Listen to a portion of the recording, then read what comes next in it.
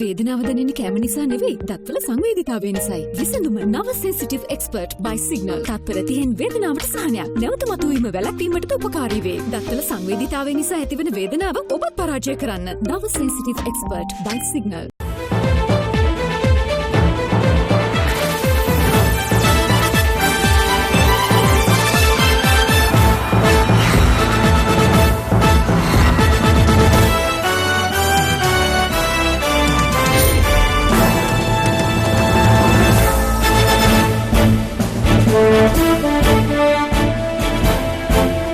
ආයුබෝවන් සියලු සමීක්ෂණ වාර්තා නැවත නැවතත් තහවුරු කරන ලංකාවේ අංක 1 ප්‍රවෘත්ති ප්‍රකාශය පැත්තගියත් ඇත්ත කියන හිරු ප්‍රවෘත්ති සමගින් මම මහේෂ් සේනාරත්න මම රුවනි කාකුමාරදාස ප්‍රථම අවධානය දවසේ ප්‍රධාන පුවත් සිරස්තල වෙත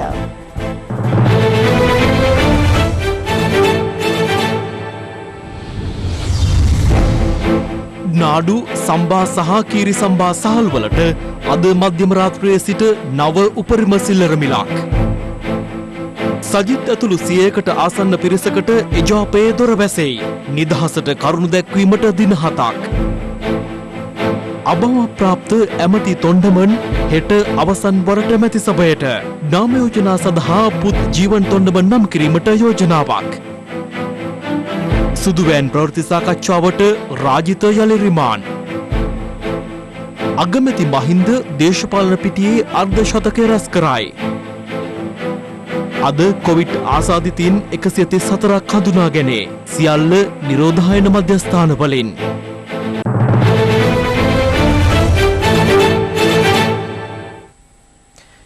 එළඹෙන පාර්ලිමේන්තු මැතිවරණයට සමගි ජන බලවේග යටතේ නාම යෝජනා අත්සන් කළ එක්සත් ජාතික පක්ෂ නියෝජිතයින් සියලු දෙනාගේ පක්ෂ සමාජිකත්වය හා තනතුරු වහම ක්‍රියාත්මක වන පරිදි අත්හිටුවීමට පක්ෂ නායක රනිල් වික්‍රමසිංහ මහතා තීරණය කර තිබෙනවා. එක්සත් ජාතික පක්ෂයේ නීති ලේකම් නීතිඥ නිශංක නානායක්කාර මහතා සඳහන් කළේ ඊට අදාළ ලිපි අදාළ නියෝජිතයින් වෙත මෙවන විටත් යොමු කර ඇති බවයි. දවසේ පුවත සමගි ජනබලවේගයේ නාම යෝජනා ලබා ගැනීම හේතුවෙන් මෙලෙස පක්ෂ සමාජිකත්වය අහෝසි කළ එක්සත් ජාතික පක්ෂ නියෝජිතයින් සංඛ්‍යාව 100කට ආසන්නයි. සමගි ජනබලවේගයේ වත්මන් නායක එක්සත් ජාතික පක්ෂයේ හිටපු නියෝජ්‍ය නායක සජිත් ප්‍රේමදාස මහතාගේ නමද ඒ අතර වනවා. ඊට අමතරව පක්ෂයේ ජ්‍යෙෂ්ඨයින් වූ රංජිත් මද්දුම බණ්ඩාර, ලක්ෂ්මන් කිරියල්ල, කබීර් හෂීම්, තලතා අතුකෝරාල, ගාන්ත කරුණාතිලක, වසන්ත අලුවිහාරේ, මංගල සමරවීර මෙන්ම සුජීව සේනසිංහ, හර්ෂද සිල්වා, අජිත් පී පෙරේරා, අශෝක අබේසිංහ, නලින් බණ්ඩාර, මුජිබර් රහ්මාන් වැනි ක්‍රියාකාරී සමාජිකින්ද ඒ අතර වනවා. පක්ෂ සමාජිකත්වය අත්හිටුවෙමින් එක්සත් ජාතික පක්ෂ නායක රනිල් වික්‍රමසිංහ මහතා එම පක්ෂයේ හිටපු ජ්‍යෙෂ්ඨ උපසභාපති වත්මන් සමග ජනබලවේගයේ මහලේකම් රංජිත් මද්දුම් බණ්ඩාර මහතාට යොමු කළ ලිපියයි මේ. එහි දැක්වෙන්නේ රංජිත් මද්දුම් බණ්ඩාර මහතා සමගි ජනබලවේගයේ යටතේ ජාතික ලැයිස්තු මන්ත්‍රීවරයෙකු වීමට එකඟ වී නාම යෝජනා ලබා දීම තුළින් එක්සත් ජාතික පක්ෂ ව්‍යවස්ථාවේ වගන්ති කිහිපයක් උල්ලංඝනය කර ඇති බවයි. මීට අදාළව නිදහසට කරුණු දැක්වීමට ඇතනම් අදාළ ලිපිය ලැබී දින 7ක් තුළ එකී කරුණු ලිඛිතව මහලේකම්වරයා වෙත යොමු කරන ලෙසද පක්ෂ නායක රනිල් වික්‍රමසිංහ මහතා යොමු කළ එම ලිපියේ දැක්වෙනවා. මේ අතර පක්ෂ ව්‍යවස්ථාව උල්ලංඝනය කර ඇති සමාජිකින්ගේ පක්ෂ සමාජිකත්වය අත්හිටුවීම සම්බන්ධයෙන් එක්සත් ජාතික පක්ෂ මහලේකම් අකිල විරාජ් කාර්යවසම් මහතා නිවේදනයක් නිකුත් කළා. එහි දැක්වෙන්නේ වෙනත් දේශපාලන පක්ෂයක් කරහා අපේක්ෂකත්වය ලබා නාම යෝජනා අත්සන් කරන හෝ කිරීමට බලාපොරොත්තු වන ඕනෑම එක්සත් ජාතික පක්ෂ සමාජිකයෙකු පක්ෂ ව්‍යවස්ථාවේ 3C වගන්ති යටතේ කෘත්‍යාධිකාරී මණ්ඩලයේ පූර්ව අනුමැතිය ලබාගත යුතු බවයි. මතභේදයට තුඩු දී ඇති කිසිදු සමාජිකයෙකු ඉහත වගන්තිය අනුකූලව පූර්ව අනුමැතියක් ලිඛිතව ලබාගෙන නොමැති බව එහි සඳහන්. මේ වන විටත් වෙනත් දේශපාලන පක්ෂවල සමාජිකත්වය ලබා නාම යෝජනා අත්සන් කළ බොහෝ පිරිසක් එම තීරණය පිළිබඳ මේ වන විටත් පසුතැවිලි වන බවද පක්ෂ මහලේකම්වරයා සිය නිවේදනයෙන් පෙන්වා දෙනවා. අකිල විරාජ් කාර්යවසම් මහතා වැඩිදුරටත් පවසා ඇත්තේ පක්ෂ සමාජිකත්වය අහෝසි කිරීම සම්බන්ධයෙන් අදාළ සමාජිකින් ලිඛිතව සිදු කරනු ලබන අභියාචනා සියල්ල ඉදිරියේදී පැවැත්වෙන කෘත්‍යාධිකාරී මණ්ඩල රැස්වීමකදී සාකච්ඡා කර අවසන් තීරණයකට එළඹෙන බවයි. මේ අතර මීට පිළිතුරු දක්වමින් සමගි ජනබලවේගයේ මහලේකම් රංජිත් මද්දුම බණ්ඩාර මහතාද නිවේදනයක් නිකුත් කර තිබෙනවා. බංකොලොත් කල්ලියක ප්‍රචාරවලට නොරවටමීමෙන් නිකුත් කළ එම නිවේදනයේ දැක්වෙන්නේ ආණ්ඩුවට අභියෝගයක් වී ඇති සමගි ජනබලවේගයට පහර දීමේ ආණ්ඩුවේ කොන්ත්‍රාත්තුව මෙවන විට බෝට් ලෑල්ලකට පමණක් සීමා වී ඇති එක්සත් ජාතික පක්ෂ කල්ලිය විසින් බාරගෙන ඇති බවයි. එක්සත් ජාතික පක්ෂය නියෝජනය කළ මන්ත්‍රීවරු 80 දෙනෙක් සමගි ජනබලවේගය සමග එක්ව සිටින බවත් මන්ත්‍රීවරු පිරිසක් එක්සත් ජාතික පක්ෂය සමග එක්වීමට සාකච්ඡා පවත්වමින් සිටින බවට පළවන වාර්තා අසත්‍ය හා පදනම් විරහිත බවත් රංජිත් මද්දුම් බණ්ඩාර මහතා පෙන්වා දෙනවා. සමගි ජනබලවේගයේ පිරිසක් එජාපයට යනවාද එජාපයේ පිරිසක් සමගි ජනබලවේගයට එනවාද යන්න ඉතා නුදුරේදීම දැකගත හැකි බව සඳහන් කර ඇති මද්දුම් බණ්ඩාර මහතා සිය නිවේදනය අවසන් කර ඇත්තේ අතේ ඇඟිලි ගානක තරම් හෝ පාර්ලිමේන්තු නියෝජනයක් ලබා ගැනීමට අපහසු පක්ෂය පිළිබඳ අනුකම්පා කරන බව සඳහන් කරමින් මේ අතර සමගි ජනබලවේගයට එක් වූ නියෝජිතින්ගේ පක්ෂ සමාජිකත්වය අහෝසි කිරීම සම්බන්ධයෙන් අද පැවති ප්‍රවෘත්ති සාකච්ඡා කිහිපයකදී අදහස් පළ වුණා. මේ වෙලාවේ එක්සත් ජාතික පක්ෂය කරන්න ඕනේ විපක්ෂයේ සියලු දෙනාත් එක්කම එකතු වෙලා මේ ජනතා පීඩනයට පත් කරන වැඩපිළිවෙලට එරෙහිව කටයුතු කිරීම විනා මේ විපක්ෂයේ ඉන්න අනිත් മന്ത്രിවරුන්ව පීඩනය පත් කරන එක නෙමෙයි. අපේ ව්‍යවස්ථාව අනුව කෘත්‍යාධිකාරී මණ්ඩලයේ තීන්දුව තමයි අපි ක්‍රියාත්මක කරේ. ඒකට විරුද්ධව ක්‍රියාත්මක කරලා තියෙනවා අකිල විරාජ් කාර්යවසම් මැතිතුමා සහ රවි කරුණාගේ මැතිතුමා සහ රනිල් වික්‍රම මැතිතුමා. එතුමාලට විරුද්ධව විනය ක්‍රියාමාර්ග ගන්න පුළුවන් අපිට. හැබැයි අපි ගන්නෙ නැහැ. මොකද අපි විනය ක්‍රියාමාර්ගේ බාර දෙන්නේ ජනතාවට.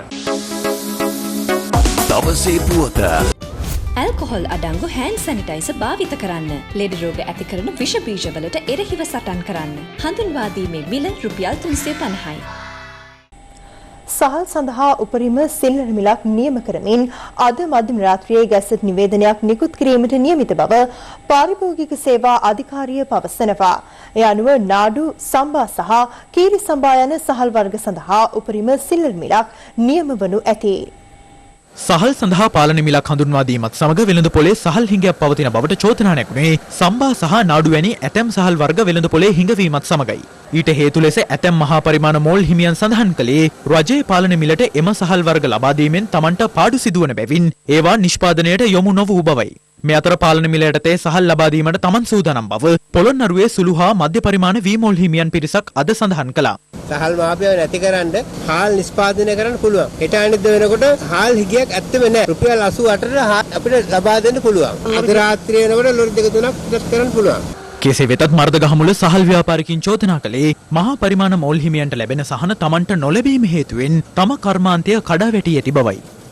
ලංකාවටම හාල් දුන්නේ මර්දගහමුලේ. ඒ පොඩි මෝල් ටික ඔක්කොම වහලා දැන් මේ ලොකු මෝල් තුන තමයි රජ කරන්නේ. පොළොන්නරුවට එන්න දෙන්නේ නැහැ. එන හැම රජයක්ම කරුවේ ලොකු මෝල් වලට මිලියන ගණන් ට්‍රිලියන ගණන් ලෝන් දෙනවා. පොඩි මෝල් වලට ලෝනුත් නැහැ මොකුත් නැහැ. ඒව එකින් එක වැහි යනවා. ඉස්සර කිව්වේ මඩ සෝදාගත් කල ගොවියා රජකමට දුදු. දැන් මඩ සෝදාගත්තම වෙන්නේ හිඟා කන්න යනවා. මේ අතර සීමා සහිතව හෝ ලබා දීමට තරම් ප්‍රමාණවත් සහල් තොග තමන් සතු බව ලංකා සතොස ආයතනය පවසනවා. අද වෙනකොට ලංකා සතොස ගබඩා වලට නාඩු සහල් මෙට්‍රික් ටොන් 400ක් ලැබිලා තියෙනවා. මම ඊටාත්ම වගකීමෙන් කියන්නේ කීරි සම්බා ඇති වෙන්න තියෙනවා, කැකුළු හාල් ඇති වෙන්න තියෙනවා. ඒ නිසා කලබල වෙන්න හේතුවක් නැහැ. කිලෝ 5කට වැඩිය අපි ලබා දෙන්නේ නැහැ. පාලන මිලෙන් ඔබට අපි යන්නේ නැහැ. මේ අතර පාරිභෝගික සේවාධිකාරිය අද මධ්‍යම රාත්‍රියේ නිකුත් කිරීමට නියමිත ගැසට් නිවේදනයට අනුව නාඩු කිලෝග්‍රෑමයක උපරිම සිල්ලර මිල රුපියල් 96ක් වන අතර සම්බා කිලෝග්‍රෑමයක් සඳහා උපරිම මිල නියම කර ඇත්තේ රුපියල් 98ක් ලෙසයි. කීරි සම්බා කිලෝග්‍රෑමයක උපරිම සිල්ලර මිල රුපියල් 125ක්. හෘදයාබාධයක් වැළඳී ඊයේ අභාවප්‍රාප්ත වූ ලංකා කම්කරු කොංග්‍රසයේ නායක අමාත්‍ය ආරුමුගම් තොණ්ඩමන් මහතාගේ දේහය බත්තරමුල්ලේ පිහිටි ඒ මහතාගේ නිවසට රැගෙන තිබෙනවා. දේහය හෙට පෙරවරු 10ට පාර්ලිමේන්තු සංකීර්ණයට රැගෙන යාමට නියමිතයි. දේහ පිළිබඳ අවසන් කටයුතු ලබන 31 වනදා නෝවුඩ් ක්‍රීඩාංගණයේදී රාජ්‍ය අනුග්‍රහය සහිතව සිදු කිරීමට සැලසුම් කර තිබෙනවා.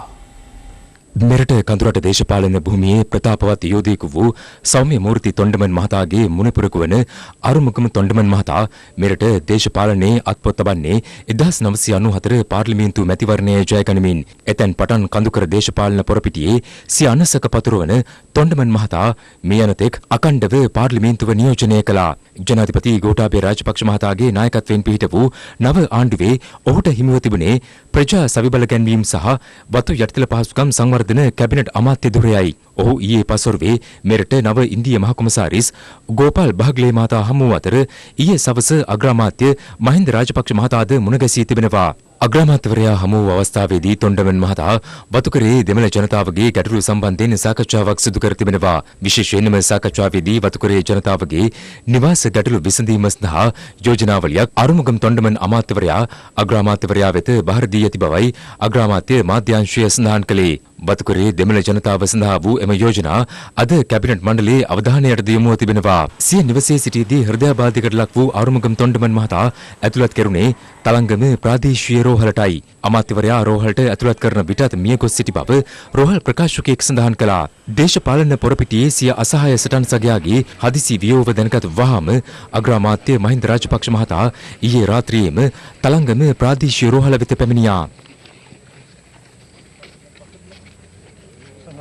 අරුමුගම් තොණ්ඩමන් මහතාගේ දේශපාලන හිතවතුන් පිරිසක්ද රෝහල වෙත පැමිණ සිටියා. පෞද්ගලික විද්‍යෙක් වශයෙන් සාල්වා මට ආමාර 6 වෙනිකන් නාට්‍යක හිටියේ. ඉඳලා තමයි මෙහා ඔහුගේ බලාපොරොත්තු දුනා සේවකීන්ට රුපියල් 10 ලබා දීමේ තීන්දුව කරා. ඒ පිළිබඳව ජනාධිපතිතුමාත් කතා කරන් වතුකරේ අයද ඊට හොඳ අවස්ථාවකදී අවංක දේශපාලනයක්. ඒ අඩුව කරවන්න බැරි නේ සර්.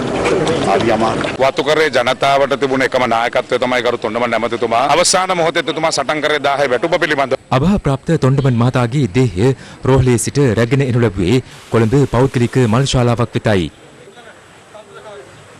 අද පෙරවරුවේ දේහය බත්තරමුල්ලේ පිහිටි එමහතාගේ නිවස වෙත රැගෙන අතර අද දවස පුරා මහජන ගෞරවය සඳහා දේහය එහි තැන්පත් කර තිබුණා. මෙතුමා දේශපාලනයේ විශාල චරිතයක්. ඒ හිදස කොහොමද පුරවන්නේ කියන එක ප්‍රශ්නයක්. මගේ කනගාටුව එතුමාගේ සංවිධානයටත් පවුලටත් මම ප්‍රකාශ කරනවා. මේ රටට වගේම වතුකරේ ජනතාවටත් ලොකු සේවයක් කරපු හිත හොඳ ඇමතිවරයෙක්. ඔහුගේ තව ඉදිරියේදී කරන්න තියෙන යුතුයකම් රාශියක් කරන්න තියෙන අවස්ථාවේදී තමයි ඔහු සදාටම අද අපාතරින් වෙන් වෙලා ගිහිල්ලා තියෙන්නේ. කිසිම හැලැප්පීමක් වර්ගවාදයක් කිසිම දෙයක් නැතුව අපිත් එක්ක වැඩ කරපු මේ සහෝදරයා මේ හැම ඊටාම කනගාටුදායක කරුණක්. අපේ මතිමතාන්තර වෙනස් වුවත් ඉතාමත්ම හිතවත්කමින් සහෝදරත්වයෙන් පාර්ලිමේන්තු කටයුතු වලදී ව්‍යවස්ථාදායකයේ වගකීම ක්‍රියාත්මක කරන්නට අපිට අවස්ථාව ලැබුණා. එතුමා කවදාවත් ප්‍රජාතන්ත්‍රවාදීව තමන්ගේ ජනතාවට අතිවාසිකම් දිනා ගැනීම සඳහා කටයුතු කළා මිස සමහර දේශපාලඥයෝගේ වෙනත් අරගල වලට සහයෝගය ලබා දෙන්න ගියේ නැහැ. බොහෝ දෙමළ නායකයින් බෙදුම්වාදී විස බීජය මේ රටේ වපුරන සමයක සිංහල ජනතාව සමග ඉතාම සමගින් කටයුතු කරමින් සිංහල ජනතාව සමග සහයෝගයෙන් එක රටක සිටිය යුතුයි කියන මතය එතුමා තදින් දැරුවා විතරක් නෙවෙයි කඳුකරේ ජනතාවගේ සිත් තුළට ඒ මතේ කාන්දු කළ නිසා බෙදුම්වාදී විස බීජයේ කඳුකරේට පැමිණීම නවත්ව ගන්නට එතුමන්ට පුළුවන් වුණා. අභාවප්‍රාප්ත අමාත්‍ය ආරුමුගම් තොණ්ඩමන් මහතාගේ දේහයට රාජ්‍ය ගෞරව දැක්වීම හෙට පෙරවරු 10:45 සිට පෙරවරු 11 දක්වා පාර්ලිමේන්තු පරිශ්‍රයේදී සිදු කිරීමට නියමිතයි. අනතුරුව දේහය හෙට පස්වරු 2ට කොල්ලපිටියේ පිහිටි ලංකා කම්කර කොංග්‍රස් මුලස්ථානයට රැගෙන එනු ඇති. අනිද්දා පස්වරු 7ට තොණ්ඩමන් මහතාගේ දේහය නුවර ගම්පොළ මාර්ගය හරහා රැගෙන යාමට නියමිත වෙත්තේ රම්බොඩ වෙවන්ඩන් වතුයායේ පිහිටි ඒ මහතාගේ නිවසටයි. 30 වනදා දේහය රැගෙන යන්නේ හැටන් කොටගල පිහිටි ඒ මහතාගේ තවත් නිවසකටයි. අභාවප්‍රාප්ත අමාත්‍ය ආරුමුගම් තොණ්ඩමන් මහතාගේ අවසන් කටයුතු ලබන 31 වනදා නෝවුඩ් ක්‍රීඩාංගණයේදී පස්වරු 3ට සිදු කිරීමට නියමිතයි. මේ අතර සිය ආදරණීය දේශපාලන නායකයාගේ හදිසි වියෝවත් සමග සමස්ත වතුකරයම මහත් කම්පනයට පත්ව තිබෙනවා. අප වාර්තාකරුවන් සඳහන් කළේ ලංකා කම්කරු කොංග්‍රසයේ ආධාරකරුවන් ඇතුළු වතු කම්කරුවන් බොහෝ පිරිසක් කොටගල පිහිටි පක්ෂ මූලස්ථානයට ඊයේ රාත්‍රියේ සිටම රැස්ව සිටි බවයි. ඊට අමතරව පවතින ඇඳිරි නීතියද නොතකමින් තවත් පිරිසක් මාර්ග දෙපස රැස්වෙමින් සිය ශෝකය පළ කළ ආකාරයද දක්නට ලැබුණා. මේ අතර අභාවප්‍රාප්ත ආරුමුගම් තොණ්ඩමන් මහතා වෙනුවට ඉදිරි මහා මැතිවරණයේදී නුවරඑළිය දිස්ත්‍රික්කයෙන් තරඟ කිරීම සඳහා ජීවන් තොණ්ඩමන් මහතාට නාම යෝජනා ලබා දෙන්නයි ලංකා කම්කරු කොංග්‍රසය අග්‍රාමාත්‍ය මහින්ද රාජපක්ෂ මහතාගෙන් ඉල්ලීමක් කර තිබෙනවා. ලංකා කම්කරු කොංග්‍රසයේ දේශපාලන මණ්ඩල සමාජිකින් අද පසුරුවේ විජේරාම මාවතේ පිහිටි නිල නිවසේදී අග්‍රාමාත්‍යවරයා හමු වීමෙන් අනතුරුව මෙම ඉල්ලීම සිදු කර ඇති අතර සිය පක්ෂය විසින් ආරුමුගම් තොණ්ඩමන් මහතා වෙනුවට ඒ මහතාගේ පුත් ජීවන් තොණ්ඩමන් මහතා නුවරඑළිය දිස්ත්‍රික්කය වෙනුවෙන් මහ මැතිවරණයට ඉදිරිපත් කිරීමට පක්ෂය විසින් ගෙන ඇති තීරණය දැනුම් දීමෙන් අනතුරුව ඊට අදාළ පියවර ගන්නා බව අග්‍රාමාත්‍යවරයා සඳහන් කර ඇති බවයි අග්‍රාමාත්‍ය මාධ්‍යාංශය පවසන්නේ. සුදුවෙන් ප්‍රවෘත්ති සාකච්ඡාවට අදාළව රක්ෂිත බන්ධනාගාර ගත කර සිටින හිටපු පාර්ලිමේන්තු මන්ත්‍රී රාජිත සේනාරත්න ජූනි මාස 10 වෙනිදා දක්වා තවදුරටත් රක්ෂිත බන්ධනාගාර ගත කිරීමට කොළඹ අතිරේක මහේස්ත්‍රාත් ප්‍රියන්ත ලියනගේ මහතා අද නියෝග කළා. ඒ මෙතෙක් කලක් කොළඹ ප්‍රධාන මහේස්ත්‍රාත් ලංකා ජයරත්න මෙනවිය හමුවේ කැඳවූ මෙම නඩුව අද වෙනත් මහේස්ත්‍රාත්වරයෙකුට යොමු කිරීමෙන් අනතුරුවයි. ආන්දෝලනාත්මක සුදුවෑන් ප්‍රවෘත්ති සාකච්ඡාවට අදාළව පසුගිය වසරේ දෙසැම්බර් 30 වෙනිදා කොළඹ ප්‍රධාන මහේස්ත්‍රාත් ලංකා ජයරත්න මෙනවිය විසින් රාජිත සේනාරත්න හිටපු මන්ත්‍රීවරයාට ලබා දී තිබූ අප නියෝගය කොළඹ මහාධිකරණ වෙනසුරු මංජුල තිලකරත්න මහතා විසින් පසුගිය 13 වෙනිදා අවලංගු කළා. අනතුරුව එදින රාත්‍රියේ කොළඹ ප්‍රධාන මහේස්ත්‍රාත් ලංකා ජයරත්න මෙනවිය හමුවට ඉදිරිපත් කිරීමෙන් අනතුරුව සැකකාර රාජිත සේනාරත්න අද දින දක්වා රක්ෂිත බන්ධනාගාරගත කිරීමට නියෝග කළා. ඒ අනුව නඩුව අද පෙරවරුවේ කොළඹ ප්‍රධාන මහේස්ත්‍රාත් ලංකා ජයරත්න මෙනවිය හමුවේ කැඳවුණු ලැබුව අවස්ථාවේදී ඇය විමසා සිටියේ සැකකරු අද දිනේ අධිකරණ ඉදිරිපත් කරන්නේද යන්න පිළිබඳවයි. එෙහිදී අපරාධ පරීක්ෂණ දෙපාර්තමේන්තුවේ නිලධාරීන් අධිකරණයට දන්වා සිටියේ සැකකාර රාජිත සේනාරත්න මේ වන විටත් මේගමුව පල්ලන්සේන තරුණ වර්ධකරුවන්ගේ විශෝධන මධ්‍යස්ථානයේ නිරෝධායනයට ලක්ව සිටින බවයි. සැකකාර රාජිත සේනාරත්නගේ පාර්ශවයේ වෙනුවෙන් පෙනී සිටි ජනාධිපති නීතිඥ අනිල් ද සිල්වා මහතා සැකකරු වෙනුවෙන් අප ඉල්ලීමක් සිදු කිරීමට බලාපොරොත්තු වන බව අධිකරණයට දන්වා සිටියා. එෙහිදී නීතිපති දෙපාර්තමේන්තුව වෙනුවෙන් පෙනී සිටි නියෝජ්‍ය සොලිසිටර් ජෙනරාල් දිලීප පීරිස් මහතා සඳහන් කළේ සැකකරු වෙනුවෙන් අප ඉල්ලීමක් කිරීමට බලාපොරොත්තු වන්නේ නම් පැමිණිල්ලේ මතය වන්නේ එම අප ඉල්ලීම වෙනත් මහේස්ත්‍රාත්වරයෙකු හමුවේ ඉදිරිපත් කළ යුතු බවයි. මන්දයත් නඩු කෘත්‍යයට අදාළව මීට පෙර ලබා දී ඇති කොළඹ ප්‍රධාන මහේස්ත්‍රාත්වරයෙකුගේ අප නියෝගය සහ එම අප නියෝගය ප්‍රතිශෝධනයට ලක් කරමින් මහාධිකරණය ලබා දුන් ප්‍රතිශෝධන නියෝගයක්ද පවතින බැවින් විත්තියට යලි අප ඉල්ලුම් කරන්නේ නම් එම සියලු පෙර නියෝගයන් අධිකරණය හමුවේ විවරණය කිරීමට තමන්ට සිදුවන බවයි. එබැවින් ඒ වෙනත් විනිශ්චයකරුවෙකු හමුවේ සලකා බැලීම යෝග්‍යයි තමන් සිතන බව නියෝජ්‍ය සොලිසිටර් ජෙනරාල්වරයා අධිකරණය හමුවේ ප්‍රකාශ කළා. කරුණු සලකා බැලූ කොළඹ ප්‍රධාන මහේස්ත්‍රාත් ලංකා ජයරත්න මෙනවිය මෙම නඩු කෘත්‍යයේ ඉදිරි කටයුතු කොළඹ මහේස්ත්‍රාත් අධිකරණයේ අංක 2 අතිරේක මහේස්ත්‍රාත් ප්‍රියන්ත ලියනගේ මහතා වෙත යොමු කිරීමට නියෝග කළා. ඒ අනුව කොළඹ අතිරේක මහේස්ත්‍රාත් ප්‍රියන්ත ලියනගේ මහතා හමුවේ නඩුව අද දහවල් යලි කැඳවනු ලැබූ අතර මෙම නඩුවට අදාළව බලපා ඇති පසුබිම් විස්තරය නීතිපති දෙපාර්තමේන්තුව විසින් අධිකරණයට දැනුම් දුන්නා. අනතුරුව සැකකාර රාජිත සේනාරත්න වෙනුවෙන් පෙනී සිටි ජනාධිපති නීතිඥ අනිල් ද සිල්වා මහතා කරුණු දක්වමින් සඳහන් කළේ සැකකරු මේ මොහොතේ නිරෝධායන මධ්‍යස්ථානයක් වෙත යොමු කර සිටීම හේතුවෙන් අධිකරණයට ඉදිරිපත් නොවුනද අධිකරණයේ මගහැර නොසිටි බවයි. සැකකරු අධිකරණය හමුවේ පෙනී සිටීමට කැමැති බවත් මෙම නඩුවේ සෙසු සැකකරුවන් අප මත මුදා හැර ඇති නිසා අප පන්නත යටතේ රාජිත සේනාරත්නට අප නොදීමට හේතුවක් නොමැති බව ඔහු පැවසුවා. ඔහු වයස අවුරුදු 70ක රෝගියෙකු බැවින් දෙකින් දිගටම බන්ධනාගාරගත වී සිටීම සුදුසු නැතයි පැවසූ ජනාධිපති නීතිඥවරයා ඉල්ලා සිටි සැකකරු ඉදිරි මහා මැතිවරණයටද නාම යෝජනා බාර දී ඇති බැවින් අප ලබා දෙන ලෙසයි. එහිදී නීතිපතිවරයා වෙනුවෙන් පෙනී සිටි නියෝජ්‍ය සොලිසිටර් ජෙනරාල් දිලීප පීරිස් මහතා දිගු කරුණු දැක්වීමක් සිදු කරමින් පැවසුවේ අප ඉල්ලීමට විරුද්ධ වන බවයි. පසුගිය වසරේ දෙසැම්බර් 30 වෙනිදා සිට මේ දක්වා මාස 5ක කාලය තුළ වකුගඩු අක්‍රිය වීමේ හෝ හෘදයාබාධයක් වැළඳීම පිළිබඳ සැකකරු විසින් ඉදිරිපත් කිරීමට නියමිතව තිබූ කිසිදු වාර්තාවක් අධිකරණයට ඉදිරිපත් කර නොමැති බව නියෝජ්‍ය සොලිසිටර් ජෙනරාල්වරයා සඳහන් කළා. ඔහු එහිදී පෙන්වා දුන්නේ නීතියට ඉහළින් නැතමුන් කටයුතු කරන්න උත්සාහ කිරීම අනුමත කළ නොහැකි බවයි. පසුගිය 13 වෙනිදා කොළඹ ප්‍රධාන මහේස්ත්‍රාත්වරිය නිකුත් කළ නියෝගයට අනුව සැකකරු තවදුරටත් නීතිය ඉදිරි අධිකරණය මගහරන පුද්ගලයෙකු බව නිශ්චය වී ඇතයිද ඔහු එහිදී පෙන්වා දුන්නා. සෞඛ්‍ය ක්ෂේත්‍රයේ ස්වර්ණමය යුගයේ තමන් සෞඛ්‍ය අමාත්‍යදුරේ දරූ කාලවකවානුව හැඳින්වූ සැකකාර රාජිත සේනාරත්න පසුගිය වසරේ හදිසිය අසනීප වී පෞද්ගලික රෝහලකට ඇතුළත් වීමේදී රජයේ රෝහල් පිළිබඳ විශ්වාසයක් නැතයි ලෙස ප්‍රකාශ කර ඇති බවද නියෝජ්‍ය සොලිසිටර් ජෙනරාල්වරයා පැවසුවා. නියෝජ්‍ය සොලිසිටර් ජෙනරාල්වරයා පෙන්වා දුන්නේ රාජිත සේනාරත්නගේ රෝගී තත්ත්වයන් සම්බන්ධයෙන් කිසිදු වාර්තාවක් අධිකරණයට ඉදිරිපත් නොකිරීම හරහා නාරායන්පිට පිහිටි අදාළ පෞද්ගලික රෝහල නිරෝගීව සිටි අයෙක් ව්‍යාජ රෝගියෙකු ලෙස පෙන්වා සිටීමට උත්සාහගත් බව පෙනී යන බවයි. එම නිසා මේ මොහොතේ සැකකරුට අප ලබා නොදීම සුදුසුයයි නියෝජ්‍ය සොලිසිටර් ජෙනරාල් දිලීප පීරිස් මහතා අතිරේක මහේස්ත්‍රාත්වරයාට දන්වා සිටියා. දෙපාර්ශවයේ ඉදිරිපත් කළ කරුණු පිළිබඳ සලකා බැලීමට කාලය අවශ්‍ය බව පැවසූ කොළඹ අතිරේක මහේස්ත්‍රාත් ප්‍රියන්ත ලියනගේ මහතා පැවසුවේ මෙම නඩුව ජූනි මාස 10 වෙනිදා යලි කැඳවන බවයි. ඒ අනුව සැකකාර රාජිත සේනාරත්න ජූනි 10 වෙනිදා දක්වා තවදුරටත් රක්ෂිත බන්ධනාගාරගත කෙරුණා.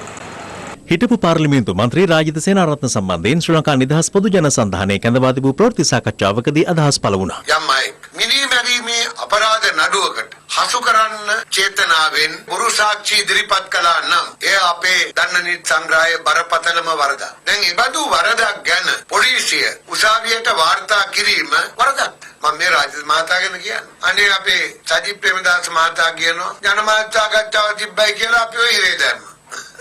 කොච්චර ලදරු ප්‍රකාශ ප්‍රකාශයක් දී කර තිබෙනවා. ඒ වගේම තමන්ට විරුද්ධව තියෙන සාක්ෂි වසන් කිරීමත් දණ්ඩ නීති සංග්‍රහයේ ප්‍රබලම වරදක්. තමන් නෙමෙයි වාහනේ ලෙව්වේ. ඒ අනතුරු සිදු වෙන වෙලාවේ තමන්ගේ රියදුරාය වාහනේ ලෙව්වේ. ඒ චම්පික රණවකගේ ප්‍රකාශය. ඒ රියදුරු කියනවා මම මේ වෙලාවේ වාහනේ ලෙව්වේ නැහැ. චම්පික මහතා ඒ අනුව කර තිබෙන ප්‍රකාශය අමූලික බොරුවක්. ඉතින් මේ ගැන අපි උසාවියට වාර්තා නොකළ යුතුද? මේක දේශපාලන පරිගැනීමක්. අවසාන වශයෙන් අපිට කියන්න තියෙන්නේ අපරාධකාරයින්ට දේශපාලනඥයන් වීමේ කරුණ උඩ ඒ අපරාධ වලින් වසන් වෙන්න බෑ.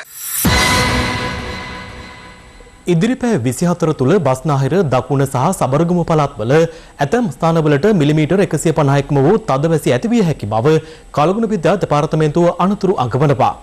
මේ අතර වාරිමාර්ග දෙපාර්තමේන්තුව දැනුම් දෙන්නේ ප්‍රධාන ගංගා පහක ගම් වතුර නිම්යන්ගේ පදිංචි ජනතාව හදිසි ගම් වතුර තත්ත්වයක් පිළිබඳ අවධානයෙන් පසුවන ලෙසයි.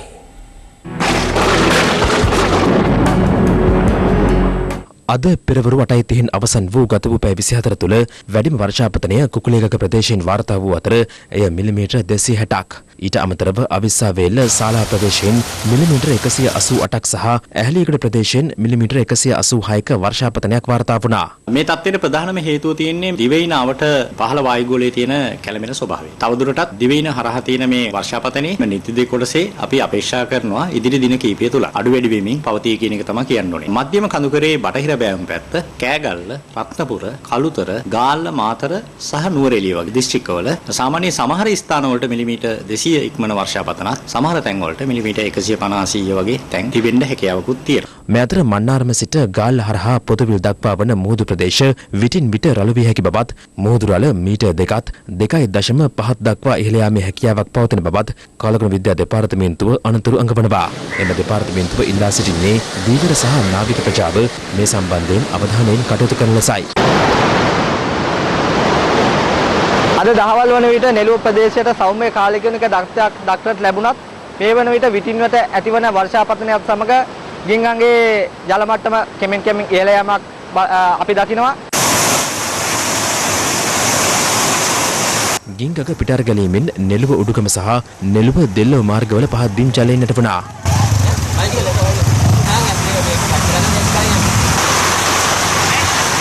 කැලණිගගේ ඉහළ ජල පෝෂක ප්‍රදේශවලට ඇදහැරුණු වර්ෂාව හේතුවෙන් හංවැල්ල ප්‍රදේශයෙන් ජල මට්ටම ඉහළ ගොස් තිබුණා. ඊයේ රාත්‍රියේ සිට ඇදහැරුණු ධාරානිපාත වර්ෂාව හේතුවෙන් අද සවස් වන විට කැලණිගඟේ ජල මට්ටම යම් තාක් දුරට ඉහළ ගොස් ඇති ආකාරය අපට දැක ගැනීමට හැකියාව ලැබුණා. නිර්තතික මූසම සක්‍රිය වීමත් සමග ඇතිවිය හැකි ආපදා තත්ත්වය පිළිබඳ දැනුවත් කිරීම සඳහා ආපදා කළමනාකරණ අමාත්‍යාංශයේදී ප්‍රවෘත්ති සාකච්ඡාවක් පැවැත්වුණා. මේ වන විට කැලණිගඟ කළු ගින් නිල්වලා සහ අත්තනගලෝය කියන ගංගාවල ජල මට්ටම සැලකිය යුතු මට්ටමක ඉහළ තත්ත්වයක පවතින්නේ. මේ ගංගා ඩ්‍රෝනි වල ජලාධාර ප්‍රදේශ ගත්තාම තෙත් තත්ත්වයේ පවතින්නේ. තෙත් තත්ත්වයක පවතින විට ලැබෙන වර්ෂාවෙන් ගංගාවට එක්වන ජල ප්‍රතිශතය වැඩි වෙනවා. මේ කරුණ නිසා මේ සඳහන් කරපු ගංගා ඩ්‍රෝනි වල ගම් වතුර නිම්නයේ පදිංචි ජනතාව ගංග සම්බන්ධයෙන් ඉතාමත් සැලකිල්ලෙන් සිටිය යුතුයි.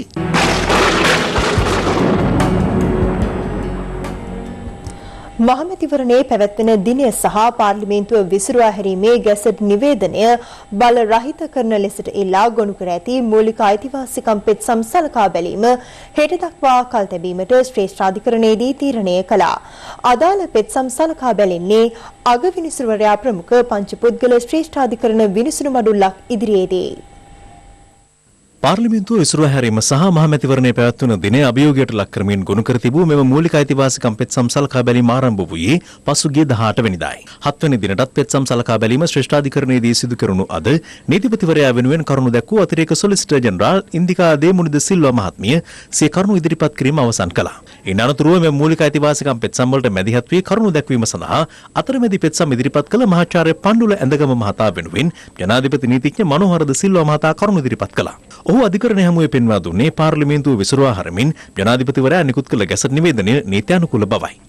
එම ගැසට් නිවේදනය ආපසු කැඳවීමට නීතිමය ප්‍රතිපාදන නොමැති බව පෙන්වා දුන් ජනාධිපති නීතිඥවරයා පාර්ලිමේන්තුව විසිරුවා හැරුණු දින සිට මාස 3ක් ඇතුළත මැතිවරණයක් පවත්වා නව පාර්ලිමේන්තුව රැස් කළ යුතු බවට නීතිමය ප්‍රතිපාදනයක් සලසා නොමැති බව අවධාරණය කර සිටියා. මනෝහර ද සිල්වා මහතා පැවසුවේ පාර්ලිමේන්තුව යලි කැඳවන ලෙස පෙත්සම්කරුවන් ඉල්ලා සිටියත් එවැනි පියවරක් ගැනීමට අනුක්‍රම ව්‍යවස්ථාව තුළින් කිසිදු අවසරයක් නොමැති බවයි. එමෙන්ම මහා මැතිවරණ දිනය තීරණය කිරීම සම්බන්ධයෙන් මැතිවරණ කොමිසමට ස්වාධීනව තීන්දුවක් ගත හැකි බවට ශ්‍රේෂ්ඨාධිකරණය විසින් ඉකුද්දා ප්‍රකාශ කර තිබූ බවද ජනාධිපති නීතිඥ මනෝහර ද සිල්වා මහතා පෙන්වා දුන්නා. ඔහු ප්‍රකාශ කළේ එසේ තිබේදී මහා මැතිවරණය සඳහා දින නියම කිරීමට හා මනාපංක නිකුත් කිරීමේ කාර්යය සඳහා මැතිවරණ කොමිෂන් සභාව තවදුරටත් කාලය අයද සිටීම විමතිය දනවන කරුණක් බවයි. මේ හරහා මැතිවරණ කොමිෂන් සභාව හා පෙත්සම්කරුවන් එක්ව මැතිවරණය කල් දැමීමට කටයුතු කරන්නේ දැයි යන ගැටලුව මතුවන බවද මනෝහර ද සිල්වා මහතා ශ්‍රේෂ්ඨාධිකරණය හමුවේ පෙන්වා දුන්නා. කරුණු සලකා බැලූ ශ්‍රේෂ්ඨාධිකරණ පංච පුද්ගල විනිසුරු මඩුල්ල විසින් පෙත්සම් පිළිබඳව වැඩිදුර කරුණු සලකා බැලීම හෙට පෙරවරු 10 දක්වා කල් තැබුවා.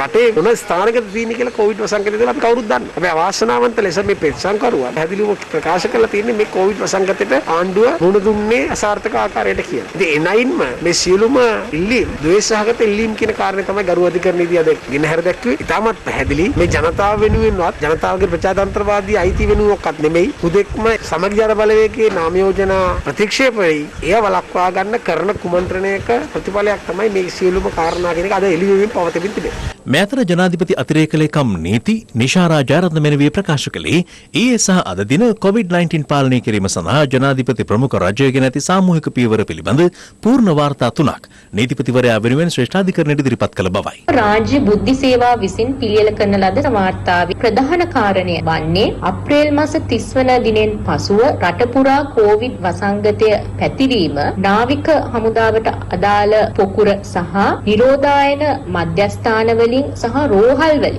බැහැරව කිසිදු කොවිඩ් ආසාදිතයෙකු වාර්තා වී නොමැති බවයි. සෞඛ්‍ය සේවා අධ්‍යක්ෂ ජනරාල් වෛද්‍ය අනිල් ජාසිංහ මහතා විසින් ජනාධිපති ලේකම්වරයා වෙත යොමු කරන ලද ලිපිය මෙම COVID-19 වසංගත රෝගී තත්ත්වය ශ්‍රී ලංකාව තුළ සාර්ථකව පාලනය කර ඇති බවත් ඒ අනුව සෞඛ්‍ය වෛද්‍ය නිර්දේශයන් හා සමාජ දුරස්ථභාවය රැකගනිමින් ඡන්දය පැවැත්වීමට අදාළ මාර්ගෝපදේශයන් ලබා දිය හැකි බවත් ඡන්දය පැවැත්වීමට අදාළ ඉදිරි ක්‍රියාවලිය සිදු කිරීමට කිසිදු බාධාවක් නොමැති බවට එම ලිපියෙන් වැඩිදුරටත් සඳහන් කර තිබෙනවා. ඉහත සඳහන් කරන ලද සියලුම වාර්තාවලින් පෙනී යන කාරණය වන්නේ රටේ COVID-19 වසංගත තත්ත්වය මර්ධනය වී පාලනය වී ඇති බවත් මහා මැතිවරණයක් පැවැත්වීමට කිසිදු අවහිරයක් හෝ බාධාවක් නොමැති බවයි. ඉදිරි මහමැතිවරණය පැවැත්වීම සම්බන්ධයෙන් පක්ෂ විපක්ෂ දේශපාලනඥයින් අදත් විවිධ අදහස් පළ කළා. මැතිවරණ කොමිසමකට රටේ බලය දෙන්නේ මැතිවරණ කඩිනමින් තියන්න. එහෙමනම් සෞඛ්‍ය අංශවල උපදේශපාලක කටයුතු කරගන්න අලුත් ප්‍රතිපාදන අවශ්‍ය නම් ජනාධිපතිතුමත් එක්ක කතා කරලා කඩිනමින් තියන්න ඕනේ. මේක මේ පරක්කු කළ යුතු දෙයක් නෙමෙයි. අපි කිසිසේත්ම ඡන්දයකට බය නැහැ. නමුත් මේ කොරෝනා වලින් ජනතාවගේ ජීවිත අවදානම ලක් වෙනවා. ඒක අපිට ඡන්දයකට වැඩිය භයානකයි. විශේෂයෙන් මැතිවරණ කොමිසමට අපි ස්තුතිවන්ත වෙන්න ඕනේ යම් අවස්ථාවල ඒ නිලධාරීන් රටේ ජනතාවගේ ජීවිත ආරක්ෂාව ගැන ගොඩක් හිතලා කටයුතු කිරීම ගැන මෙතන කිසිම ස්වාධීන මැතිවරණ කොමිසමක් නැහැ. කොමිසම ඇතුලේ පක්ෂග්‍රාහී භාවයන් අනන්තවත් තියෙනවා. කවුරුද කුමන පක්ෂයටද කියලා කියන්න ඕමනා නැහැ. එක දෙයයි අපි කියන්නේ. සර්වජන ඡන්ද බලය, ජනතා පරමාධිපත්‍ය දිගටම කල්දම තමයි ඉන්න බෑ.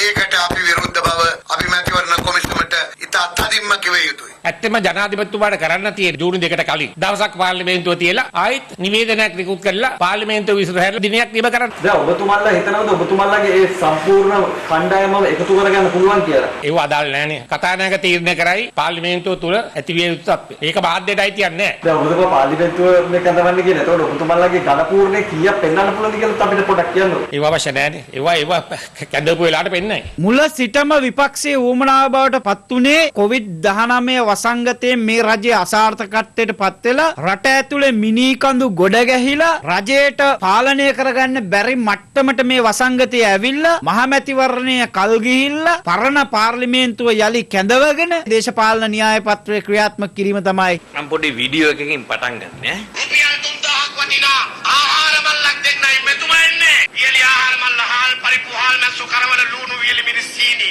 මාසයකට එක ගෑස් සිලින්ඩරයක් සඳහා රුපියල් 100ක සහනයක් දෙනවා. රූපවාහිනී යන්ත්‍රයක් ගෑස් ලිපක් සහ රයිස් කුකරයක් 125 කඩු මිලට දෙනවා. දුරකථන බිලට ගහන බදු වලින් 150 කඩු කරනවා.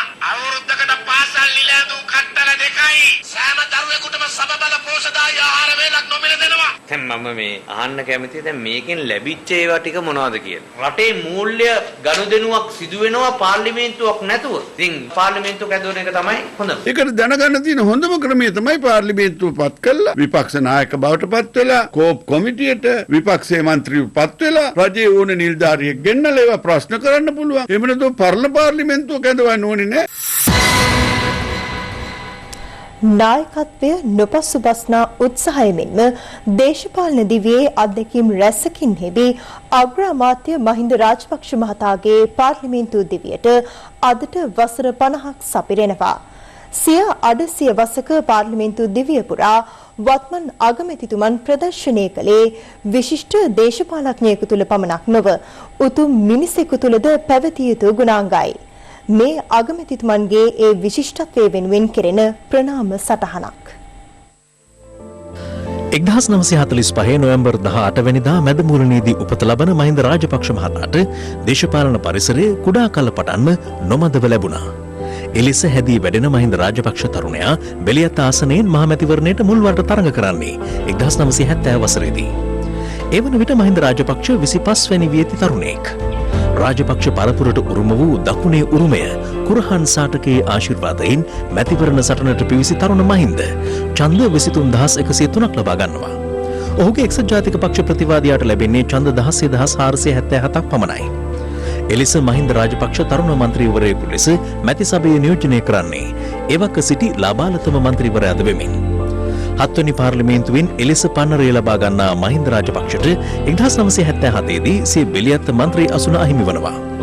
නමුත් ඔහු ඒ වන විට ජය පරාජයේ වෙනස අවබෝධ කරගෙන හමාරයි. යලිත් දේශපාලන සටන් බිමට එන මහින්ද රාජපක්ෂ මන්ත්‍රීවරයෙකු, කැබිනට් ඇමතිවරයෙකු, විපක්ෂ නායකවරයෙකු, අගමැතිවරයෙකු ලෙස පමණක් නොව විධායක ජනාධිපතිවරයා ලෙසද කටයුතු කළා. සිය අඩසිය වසක දේශපාලන ජීවිතය තුළ ඔහු රටට දිනා දුන් දේ බොහෝයි. 30 වසරක් රට වෙලාගත් ශාපලත් යුද්ධය නිමා කිරීමේ ගෞරවය හිමිවන්නේ මේ කෘතහස්ත දේශපාලනඥයාටයි. එතෙන් පටන් රට සංවර්ධන යුද්ධය ආරම්භ වූ එතුමන් මෙරටට අධිවේගී මාර්ග සංකල්පයද හඳුන්වා දුන්නා. ග්‍රාමීය මාර්ග සංවර්ධනය කිරීමත් මහින්ද රාජපක්ෂ නම් දේශපාලන චින්තනයේ තවත් එක් සුවිශේෂී අංගයක් වුණා. මහින්ද චින්තනය සහ මහින්ද චින්තන ඉදිරි දැක්ම හරහා ලක්මව සංවර්ධනයේ පේවරින් පේවර ඉදිරියට තැබුවේ එතුමන්ගේ සංවර්ධන උපාය මාර්ග ඔස්සේ. එක්සත් ජාතීන්ගේ සමුළුව මව්බසින් නමතමින් ලෝකයට ශ්‍රී ලාංකේය ගුණ සුවඳ විහිදුවාලු මේ අසහාය නායකයා තරුණ නිපුණතා දිනය ජගත් සංවිධානයට යෝජනා කරමින් ලෝපුරා තරුණ පරපුරට නව අධිෂ්ඨානයක් උදා කර දුන්නා. ජනතා මෙහෙවරේ අභියෝග උරමත දරමින් දේශපාලනයේ හරසුන් විවේචන සහ අපහාස මද සිනාවෙන් ඉවසන මේ ජනතා සේවකයා රටේ සමස්ත දරු පරපුරටම පියකු බව නොරහසක්. එලෙස මෙරට ජනප්‍රසාදය සහ ආශිර්වාදය තුලින් යලිත් අගමැති දොරේට තේරීපත් වෙමින් ජනාධිපතිවරයාගේ සෞභාග්‍යයේ දැක්මට ආලෝකයක් ලබා දෙන අගමැති මහින්ද රාජපක්ෂ දකුණු ආසියාවටම දේශපාලන ගුණහරුකම් ලබා දෙන ජීවමාන සරසවියක් බව නොකියාම බෑ. රාජ්‍ය බුද්ධි සේවය සහ පොලිස් විශේෂ කාර්යාංශය වෙන වෙනම කටයුතු කළ නිසා බස්නාහිර පළාත් බුද්ධි කොට්ටාශය වෙත පාස්කු ප්‍රහාරය සම්බන්ධයෙන් නිසි තොරතුරක් වාර්තා නොවූ බව පාස්කු ප්‍රහාරය සම්බන්ධයෙන් සොයා බලන ජනාධිපති කොමිසම හමුවේ අනාවරණ වුණා. ඒ බස්නාහිර පළාත් බුද්ධි කොට්ටාශයේ එවක වැඩබලන අධ්‍යක්ෂවරයා ලෙස කටයුතු කළ සහකාර පොලිස් අධිකාරී BII ප්‍රසන්න මහතා සාක්ෂි ලබා දුන් අවස්ථාවේදී කෙසේ වෙතත් ඔහු වැඩිදුරටත් සඳහන් කළේ එම සියලු අංශ එක්ව කටයුතු කළේ නම් ප්‍රහාරය පිළිබඳ තොරතුරු රැසක් අනාවරණ කර ගැනීමට හැකියාව තිබූ බවයි. සහකාර පොලිස් අධිකාරී BII ප්‍රසන්න මහතා කොමිසම හමුවේ ප්‍රකාශ කර සිටියේ ප්‍රහාරයක් සම්බන්ධයෙන් 2019 වසරේ අප්‍රේල් 11 තෙක් බස්නාහිර පළාතේ බුද්ධි කොට්ටාසයට කිසිදු තොරතුරක් නොලැබුණු බවයි. 2016 වසරේ පාර්ලිමේන්තුවේ හිටපු අමාත්‍යවරයෙකු වන විජේදාස රාජපක්ෂ මහතා මුස්ලිම් අන්තවාදයේ සම්බන්ධයෙන් කළ ප්‍රකාශය පිළිබඳ තමන් දැනුවත් යන්න කොමිසම එහිදී ප්‍රශ්න කළා. එවැනි ප්‍රකාශයක් සම්බන්ධයෙන් තමන්ට මතකයක් ඇති බව පැවසූ සාක්ෂිකරු ප්‍රකාශ කළේ ඒ අනුව අදාළ ප්‍රකාශය සම්බන්ධයෙන් අවධානය යොමු කළ බවයි. ඒ අනුව 2016 2016 වසරේ අලුත්ගම දර්ගා නගරයේ ඇති වූ සිද්ධියෙන් පසු අබ්දුල් අමීද් නැමැති පුද්ගලයා සිය Facebook ගිණුම හරහා පළ කර තිබූ ඉස්ලාමීය අඳුරු අසිපත කොළඹ අහසේ ලෙල දෙනවා. මීට ශ්‍රී ලාංකික ISIS සමාජික යන සටහන අනුව ඔහුව අත්අඩංගුවට ගත් බවයි. එහිදී කොමිසම විමසුවේ ඔබේ ජ්‍යෙෂ්ඨ නිලධාරීන් මේ පිළිබඳ දැනුවත් කළේද යන්නයි. සහකාර පොලිස් අධිකාරිවරයා පැවසුවේ එවක ජ්‍යෙෂ්ඨ නියෝජ්‍ය පොලිස්පති දුරේ දැරූ පූජිත් ජයසුන්දර මහතාව මේ සම්බන්ධයෙන් දැනුවත් කළ බවයි. එවක ශ්‍රී ලාංකිකයෙකු IS ත්‍රස්ත සංවිධානයට සම්බන්ධ වී විදේශයකදී මියගිය බවට තමන් දැනුවත් දැයි කොමිසම එහිදී සාක්ෂිකරුගෙන් ප්‍රශ්න කර සිටියා. තමන් ඒ පිළිබඳ දැනුවත් බවත් ඔහු ගලේවෙල ප්‍රදේශයේ පුද්ගලයෙකු වන අතර ඊශ්‍රායලයේදී මියගිය බවට තොරතුරු ලැබුණු බවත් ඔහු එහිදී සඳහන් කළා. සහකාර පොලිස් අධිකාරිවරයා එහිදී වැඩිදුරටත් පැවසුවේ අදාළ වකවානුව තුළ IS සංවිධානය මෙරට තහනම් සංවිධානයක් නොවූ අතර එම සංවිධානයට සම්බන්ධ 100 දෙනෙකු මෙරට රැඳී සිටි බවට තමා දැනුවත්ව සිටි බවයි. ඒ සම්බන්ධයෙන් රාජ්‍ය බුද්ධ්‍යංශ වැඩිදුර පරීක්ෂණ ක්‍රියාත්මක කළ බවත් ජාතික ආරක්ෂාවට ඉස්ලාම් අන්තවාදීන්ගෙන් අවධානමක් ඇති වී හැකි බවට සාකච්ඡාවක් පැවති බවත් සාක්ෂිකරු කොමිසම හමුවේ වැඩිදුරටත් සඳහන් කළා. මෙවැනි ආගමික අන්තවාදීන් සම්බන්ධයෙන් තොරතුරු විවිධ අංශවලට නොලැබීමට හේතුව කුමක්දයි කොමිසම එහිදී විමසුවා. බුද්ධ්‍යංශ යටතේ අන්තවාදීන් සහ ත්‍රස්තවාදීන් පිළිබඳ සෙවීම සඳහා පුහුණු නිලධාරීන් සහ පහසුකම් දෙපාර්තමේන්තුව තුළ තිබුණත් බස්නාහිර බුද්ධි කොට්ටාසයට එවන් පහසුකමක් නොතිබූ බව සාක්ෂිකරු සඳහන් කළා. ඒ හේතුවෙන් තමන්ට ඉහළ අංශවලින් කිසිදු ආකාරයක තොරතුරු හුවමාරුවක් සිදු නොවූ බවයි සාක්ෂිකරු වැඩිදුරටත් සඳහන් කළේ. එලෙස තොරතුරු නොදුන්නේ කවුරුන්දැයි කොමිසම විමසුවා. රාජ්‍ය බුද්ධි සේවයේ සහ පොලිස් විශේෂ කාර්යාංශය එලෙස තොරතුරු නොදුන් බවත් එම අංශ දෙක තනිතනිව ගමනක් ගිය නිසා පාස්කු ප්‍රහාරය පිළිබඳ තොරතුරු තම අංශය වෙත නොලැබුණු බවත් සාක්ෂිකරු කොමිසම හමුවේ අනාවරණ කළා. කෙසේ වෙතත් පාස්කු ප්‍රහාරයෙන් පසු මෙම සියලු අංශ එක්ව කටයුතු කළ නිසා කෙටි කාලයකදී සැකකරුවන් රැසක් අත්අඩංගුවට ගැනීමට හැකියාව ලැබුණු බව සහකාර පොලිස් අධිකාරී BII ප්‍රසන්න මහතා කොමිසම හමුවේ වැඩිදුරටත් සඳහන් කළා. මෙරට COVID-19 ආසාදනයේ වී සුවය ලැබූ සංඛ්‍යාව 732 දක්වා ඉහළ ගොස් තිබෙනවා. ඒ අද පෙරවරු 10න් අවසන් වූ පැය 24 තුළ තවත් 20 දෙනෙකු සුවය ලබා රෝහල් වලින් පිටව යාමත් සමගයි.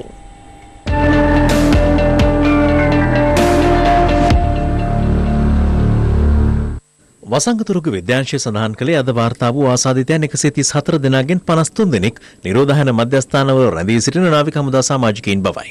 අනෙක් 81 දෙනා විදේශගතව සිට මෙරටට පැමිණ නිරෝධායන මධ්‍යස්ථානවල රැඳී සිටින පුද්ගලයින්.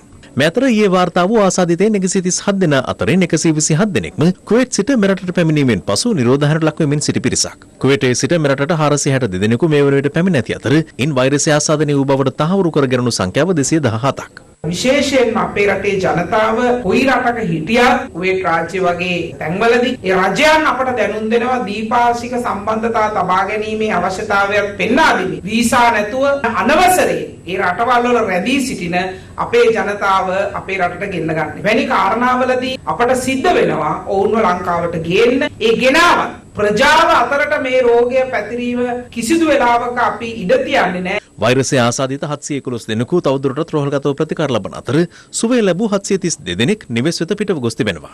එය ප්‍රතිශතයක් ලෙස 50%ක්ම වනවා. මේ අතර අහඹු ලෙස PCR පරීක්ෂණ සිදු කිරීම අදත් සිදු කරනු අතර කොම්පඤ්ඤ වීදියේ වැඩබිමක සේවය කරන 36 දෙනෙකුගේ PCR පරීක්ෂණ අද සිදු කෙරුණා. අද දිනේදී සිදු කරන PCR පරීක්ෂණ 36ක් අපි ජයවර්ධනපුර ඩෙන්ගු පරීක්ෂණ ආයතනයට යවලා PCR පරීක්ෂණ කිරීමටයි බලාපොරොත්තු වෙන්නේ. මේ අතර කටාර් රාජ්‍යයේ රැඳී සිටි ශ්‍රී ලාංකිකයන් 268 දෙනෙකු රැගත් ශ්‍රී ලංකන් විශේෂ ගුවන් යානයක් අදාළවීම 5:45ට කටුනායක ගුවන්තොටුපළ වෙත පැමිණියා. පැමිණි පිරිස අතර කුඩා දරුවන් සිව් දෙනෙකු සහ ගැමිණි කාන්තාවන් 17 දෙනෙකුද වනවා. ගුවන් හමුදාව මගින් විෂ බීජ හරණය කිරීමෙන් අනතුරුව ඔවුන් සියලු දෙනා යුද හමුදා නිරෝධායන මධ්‍යස්ථාන වෙත යොමු කෙරුණා. සෞදි අරාබියේ රියාද්හි සිරව සිටි පිරිසක් මෙරටට ගෙන්වා ගන්නයි රජයෙන් ඉල්ලීමක් කළ වීඩියෝවක් මේ. මාස දෙකමාරක් අපි දැන් මේ ආයතනයට ඇවිල්ලා ඔබතුමාගෙන් කාර්මිකව ඉල්ලා සිටින්නේ අපව ඇති ඉක්මනින් ලංකාවට ගෙන්න ගන්න කියලා තමයි. මේ අතර දකුණු අප්‍රිකාවේ මණ්ඩේනි නගරයේ සිරව සිටින පුද්ගලයෙකු Taman මෙරටට ගෙන්වා ගන්නා ලෙස රජයෙන් ඉල්ලීමක් කරනවා. මෙහි සිටින මහා කොමසාරිස් කාර්යාලයට දැනුම් දුන්න අවස්ථාවේදී එතුමිය කියා සිටියේ ලිස්ට් එකට දාලා තියෙන්නේ සල්ලි ලැහැත්ති කරගන්න ටිකට් එකට කියලා. ජනතුමනි හරියට ආහාර සපයා ගැනීමටවත් මුදල් නැති අවස්ථාවේදී එපමණ ලොකු මුදලක් සපයා ගැනීමට මාහට අපහසුයි. කන්නේ peer සහ අමු කෙසෙල් ගෙඩි. මොකද ජීවත් වෙන්න ආසාව තියෙන නිසා. මේ මෙරට රැඳී සිටින ඔහුගේ පවුලේ ඥාතීන් පළ කළ අදහස්. අපි ආසයි තාත්තව දකින්න. තාත්තව ගෙනත් දෙනවා නම් ඔබතුමාට ගොඩක් පින් ජනාධිපතිතුමනි. මේ අතර විදේශගත ශ්‍රී ලාංකිකයන් මෙරටට ගෙන්වා ගැනීමේදී සිදු කළ යුතු ක්‍රියාමාර්ග සම්බන්ධයෙන් රජයේ වෛද්‍ය නිලධාරීන්ගේ සංගමය මෙලෙස අදහස් පළ කළා. දැන් අපි දෙවනි පොකුරක් දකිනවා. ඒ තමයි මෙයා එන්නේ මොන රටේ ඉඳලා. එතකොට ඒ රටේ මේ වෙනකොට තත්ත්වය මොකක්ද? එතකොට ඒ රටවලින් අපි අනිවාර්යයෙන්ම ලබාගත යුතු වෙනවා මොවුන්ගේ පොසිටිව්ද නෙගටිව්ද කියලා. ඊළඟට අවදානම් කාණ්ඩයක් බිහි වෙනවා. ගුවන් කාර්ය මණ්ඩලය නිශ්චිත නිරෝධායන ක්‍රියාවලියකට සහ ඔවුන් නිරෝධායන ක්‍රියාවලියට ලක් කිරීම, ඔවුන්ව පරීක්ෂාවන්ට ලක් කිරීම නිශ්චිත කාලවකවානු සහිතව සිදු කිරීම කළ යුතුව තියෙනවා. එතකොට මේ හෝටල් වල කාර්ය මණ්ඩලයක් ඉන්නවා. ඒ අය සේවාවන් සපයනවා. ඒ අය අවදානම් ගණයට වැටෙන්නේ මේ පැමිණෙන අයව නිරෝධායන ක්‍රියාවලියට ලක් කරන අවස්ථාවේ සහාය ලබා දෙන කාර්ය මණ්ඩලත් අවදානම් කාණ්ඩ ලෙස සලකලා පරීක්ෂාවන්ට ලක් කළ යුතුව තියෙනවා. මොකද අපිට මොනම විදියටවත් මේ ජනතාව කරපු සෞඛ්‍ය ක්ෂේත්‍රයේ පිරිස කරපු රජය කරපු කැපකිරීම අමතක කරලා හුදෙක් පිටරටින් එන අය පමණක් ගැන කටයුතු කරන්න බෑ. මේ අතර ඩෙංගු රෝග ව්‍යාප්තිය සම්බන්ධයෙන් සෞඛ්‍ය අමාත්‍ය පවිත්‍ර වන්නාරච්චි මහත්මිය අදහස් පළ කළා. ගිය වසරේදී මේ රටේ මියගිය පුද්ගලයන් ගණන ඩෙංගු රෝගය නිසා 150. මේ අවුරුද්දේ මේ වන විට ඩෙංගු රෝගය නිසා 20 දෙනෙකු පමණ මිය ගොස් තිබේ. අපි ඊටම වගකීමකින් මේ රෝගය පැතිරීම වැළැක්වීම සඳහා කටයුතු කරගෙන යනවා. රාජකාරී කටයුතු වලින් බැහැරව වෙනත් කටයුතු සඳහා ගමන් ගන්නා මගින් උදෙසා හෙට සිට දුම්රිය දෙකක් දහවනයට එක් කරන බව දුම්රිය සාමාන්‍ය අධිකාරී ඩිලන්ත ප්‍රනාන්දු මහතා පවසනවා. මේ අතර කොළඹ සහ ගම්පහ දිස්ත්‍රික්ක සඳහා තාවකාලිකව අද දෙවන දිනටත් ඇඳිරි නීතිය ඉවත් කෙරුණා.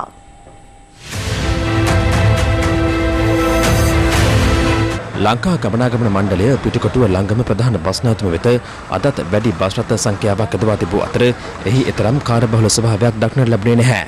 රාජකාරී කටයුතු සඳහා කොළඹට පැමිණෙන ජනතාව වෙනුවෙන් අද පෙරවරුවේ කාර්යාල දුම්රිය 29ක් සහ නගරාන්තර දුම්රිය 2ක් යොදවා තිබුණා. මේ දුම්රිය මගින්ගේ උෂ්ණත්වය පරීක්ෂා කිරීමේ කටයුතු කොටුව දුම්රිය ස්ථානයේදී සිදු වූ ආකාරයයි. මගින්ගේ යම්කිසි අඩුවක් අපිට පේනවා ඒ පැවති අයහපත් කාලගුණ තත්ත්වය හේතුවෙන්. හෙට දින අප නුවර සිට බදුල්ල දක්වාත් බදුල්ල සිට නුවර දක්වාත් නව දුම්රියක් ආරම්භ කරනවා සාමාන්‍ය මගී ජනතාව වෙනුවෙන්. එම දුම්රිය ගමන් කිරීම සඳහා නියමිත සෞඛ්‍ය ආරක්ෂණ ක්‍රමවේදයන් අනුගමනය කිරීමෙන් පසු අදාළ දුම්රිය භාවිතා කරන ලෙස මහ ජනතාවගේ ඉල්ලා සිටිනවා. මේ අතර COVID-19 වෛරස් තත්ත්වයත් සමග මෙරටට පැමිණ සිටි දකුණු කොරියාවේ සේවය නියුතු ශ්‍රමිකයන් 160 දෙනෙකු මත්තල මහින්ද රාජපක්ෂ ගුවන්තොටුපළින් අද අලුයම යලි එරට බලා පිටත්ව ගියා. ඒ මියන්මාර ගුවන් සේවයට අයත් ගුවන් යානයකින් විදේශ සේවා නියුක්තිකාරංශයේ මඟ පෙන්වීම යටතේ සංචාරක ආයතනයක් මගින් මියන්මාර යානය මෙම ගුවන් ගමන සඳහා එක් කර ගැනීමට කටයුතු කර තිබුණා. මේ අතර අද පෙරවරුවේ හිරු ටීවී ඔස්සේ විකාශය වූ පත්තරේ විස්තරේ වැඩසටහනට එක්වමින් රජයේ වෛද්‍ය නිලධාරීන්ගේ සංගමේ සභාපති විශේෂඥ වෛද්‍ය අනුරුද්ධ පාදිනී මහතා රට යථා තත්ත්වයට ගෙන එම් පිටිපත අදහස් පළ කළා. දැන් කතා බහක් ඇති වෙලා තියෙනවා විදේශ රටවල් වලින් එන ශ්‍රමිකයන් ශිෂ්‍යයන් මේ පිරිසගේ කොවිඩ් ව්‍යාප්තිය පිළිබඳ කොහොමද අපි අවධානය මේ සඳහා යොමු වෙලා තියෙන්නේ? අපි නව යථා තත්ත්වයකට යන්නේ. මාර්තු 11ට කලින් රෝගීන් හිටියේ නැහැ. මහ ජනතාව මේ රට විවෘත කිරීම කියන එකෙන් බලාපොරොත්තු වෙන්න සුදුසු නැහැ. ඒ මාර්තු 11 තත්ත්වයට අපි යන්නේ කියලා. මොකද මේ ගෝලීය වසංගතයක් නිසා රට තුළට රෝගීන් ඒම අපි අවම කරගන්නත් රට තුළේ ව්‍යාප්තිය අවම කරගන්නත් අපි නව යථා තත්ත්වයක් අපි ක්‍රමවේදයන් පිළිපදින්නා වූ ආරක්ෂා සහිතව ජීවත් වීමක් තමයි කවදා හෝ මේකට එන්නතක් ලබා ගන්නත් එක් කළ යුත්තේ.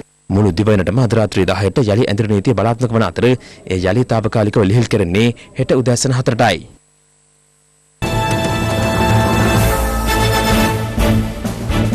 ඓතිහාසික දෙවනගල පුදුබිමේ සීමා ලකුණු කිරීමේදී තමන්ට මරණ තර්ජන එල්ල වූ බව පුරාවිද්‍යා නිලධාරීන් පවසනවා.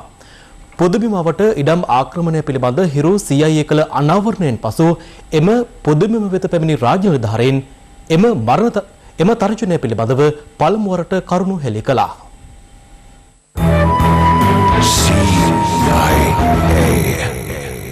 මාවනැල්ලේ පිහිටි ඓතිහාසික දෙවනගල රාජමහා විහාරය බෞද්ධයන්ගේ මුදුන් මල් කඩවන ශ්‍රී දන්ත ධාතුන් වහන්සේ මහනුවරට වැඩම වන අතරතුර එක් දිනක් සමවත් සුවයෙන් වැඩ සිටි උතුම් පින්බිමක් බවයි ශාසන ඉතිහාසයේ දැක්වෙන්නේ.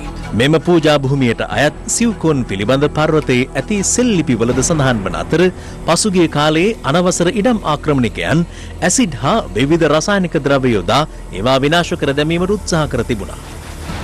දිනින් දින ඉඩම් ආක්‍රමණිකයන්ගෙන් දෙවනගල පුදබිමට එල්ලවන මෙම බලපෑම් පිළිබඳව හිරු CIA පසුගිය දානාවරණය කළා. ඒ අනුව කෑගල්ල එක්සත් මාධ්‍යවේදීන්ගේ සංගමය පසුගිය 24 වනදා පුදබිමට පැමිණියේ ඒ පිළිබඳ සොයා බැලීම සඳහායි. එහිදී ඇඳිරි නීති රෙගුලාසි පවා උල්ලංඝනය කරමින් රැස් වූ සංවිධානාත්මක පිරිසක් දෙවනගල සීමා ලකුණු කිරීමේදී පුරාවිද්‍යා දෙපාර්තමේන්තුව වරදක් කර ඇති බවට චෝදනා කළා. සැලසුම තියෙන්නේ මෙතන නෙවෙයි. මේ වැරදි අවබෝධයෙන් හින්දා තමයි විරසක භාවය ඇති වෙලා තියෙන්නේ. නෑ පුරාවිද්‍යාවට වැරදි කියන්නේ නෑ. වැරදිලා තියෙනවා. ඒ වාදන්න පුරාවිද්‍යාව ගැන කියන්නේ. ඔව් මේ කරුණේදී මම දන්නවා. අපිට ඕගොල්ලන් කියන්නේ මේක පූජා භූමියක් නෙවෙයි. මේක පූජා භූමියක් නෙවෙයි. පුරාවිද්‍යා අධ්‍යක්ෂ ජනරාල්වරයා සිය නිලධාරීන් කණ්ඩායමක් දෙවනගල පුදබිම වෙත ඊයේ පිටත් කර හැරියේ ඉවන් පසුබිමක් තුළයි. එහි පැමිණි නිලධාරීන් කණ්ඩායම අනාවරණය කළේ දෙවනගල පුදබිමේ සීමා ලකුණු කිරීමට යාමේදී තමන් මරණ තර්ජනවලට පවා ලක් වූ බවයි. වටේ වයින් කවුන්ට් එක දාලා මේ ප්‍රමාණයට රැකලා වයින් කවුන්ට් එක දාලා පුරාවිද්‍යාවට පාටින්. ඒතකොට පුරාවිද්‍යාව වැරදිලා කියලා පුරාවිද්‍යාවට වැරදිලා නෙවෙයි. ටැක්සි ළඟට මැනලා නැහැ. අනිත් දුන්නේ. එතන ගැටලුවක්. නමුත් අදපත් මේ මැනුම නැවතිලා. මේක පූජා භූමියක් නෙවෙයි කියලා තමයි ඒගොල්ලෝ තර්කය කියන්නේ. පූජා භූමියක් නෙවෙයි කියන්නේ මේක කියන මේ ඔබතුමාලා උඩට නැගලා බලන්නකෝ ඒක. අපි අඳුරගෙන තියෙන මේ පුරාවිද්‍යා දෙපාර්තමේන්තුවට අයත් ආරක්ෂිත ස්මාරකයක්. මෙතන කියවෙන කාරණාවක් තමයි පුරාවිද්‍යා දෙපාර්තමේන්තුවේ වැරදිලා කියලා. එහෙම වැරදිමක් වෙලා නෑ. ගැටලුවක් ආවේ වයින් කණු දාගෙන ගියා. අවසාන ගණ්ඩම තීරණයක් නැතුව ගෙඩේ අපේ අර මුණ ස්මාරක ටික බේර ගන්න කෙනෙක්. තවත් මිනිස්සු උඩට එනවනේ ගලට. ඒන එක නවත්ත ගන්න. ඒකට ගලයි පසයි කියන සීමාව දුන්නා. නමුත් මෙතෙන්ට එනකොට අර රිස්වාන්ගේ පුද්ගලයා ප්ලෑන් එකක් පෙන්නලා මේ ටිකේ දාන්නම දුන්නේ නැහැ. පුරාවිද්‍යා දෙපාර්තමේන්තුවට සීමා ලකුණු කරන්න දුන්නේ නැහැ. දුන්නේ නැහැ. තුමීලා පුරාවිද්‍යා විදියට අඳුරගෙන තියනවාද දෙවනගල රජමහා විහාරයටත් සඳකඩ පහන හානි සිදු කිරීමක් වෙලා තියෙනවා කියලා. පාරයිනේ තිබ්බා සඳකඩ පහනක් කඩලා තිබ්බා නීති අනුකූල ක්‍රියාමාර්ග ගන්න දඩ ගහලා ඒ සිද්ධි ගොඩක් වුණා. සඳකඩ පහනේ පුරාවිද්‍යාවේ මේක අයිතියක් තියෙනවා කියලා. මම අයින් කරු දාන්න එනකොට අපි දන්නවා මේ නිලධාරී හිටියේ මෙයාට එතන මඩයි. වරන්න ගියා මේ පිටිපස්සේ. තුවක්කු අරගෙන ආවේ. මයින්න දෙන්නේ. මෙයාලා එදත් අසරණයි අදත් අසරණයි. පුරාවිද්‍යා නිලධාරීන් පැමිණෙන විටත් දෙවනගල ඉඩම් ආක්‍රමණිකයන් ප්‍රදේශයේ ඉඩම් තවදුරටත් නීති විරෝධී ලෙස තහවුරු කරගනිමින් සිටියේ මෙලෙසින්.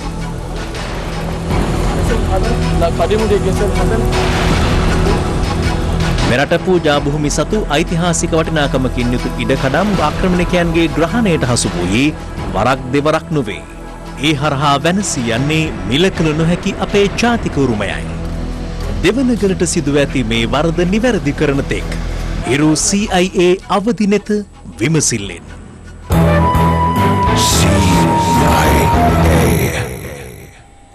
දැන් රටවටා හිරු. රටවටා හිරු. ආන්දෝලනාත්මක හඬපර සිද්ධියට දාලව සැකකරුවෙකු ලෙස නම් කර ඇති අනිවාර්ය නිවාඩුවවා සිටින විනිසුරු ගිහාන් පිළිපිටිය මහතාට අධිකරණයේ පෙනී සිටීම වළක්වාලමින් අභියාචනාධිකරණය තාවකාලික තහනම් නියෝගයක් නිකුත් කර තිබෙනවා. අදාළ තහනම් නියෝගය ලබන ජුනි මාස 8 වෙනිදා දක්වා බලපෑත්වෙනවා. නල්ලතන්නිය වාලමල ඉවත්තේදී උගලකට හසුව සිටි කළු කොටියාට වැඩිදුර ප්‍රතිකාර කිරීම සඳහා උඩවලව ඇත්තතුරු සෙවන පශු වෛද්‍ය රෝහල වෙත රැගෙන ගොස් තිබෙනවා. මේ අතර උගුල ඇට වූ බවට සැකපිට පුද්ගලයෙකු අත්අඩංගුවටගත් බව වනජීවී නිලධාරීන් සඳහන් කළා. අටලුගමදී ආවරණ කටයුත්තක් සඳහා ගොස් ආපසු එමින් සිටියේදී හිරු ප්‍රාදේශීය මාධ්‍යවේදී බිමල් ශාමින් මහතාට එම ප්‍රදේශීය පිරිසක් බාධා කිරීමේ සිද්ධියට විරෝධය පළ කරමින් මාධ්‍යවේදීන් ඇතුළු පිරිසක් අද බණ්ඩාරගම නගරයේදී උද්ඝෝෂණයක නිරත වුණා.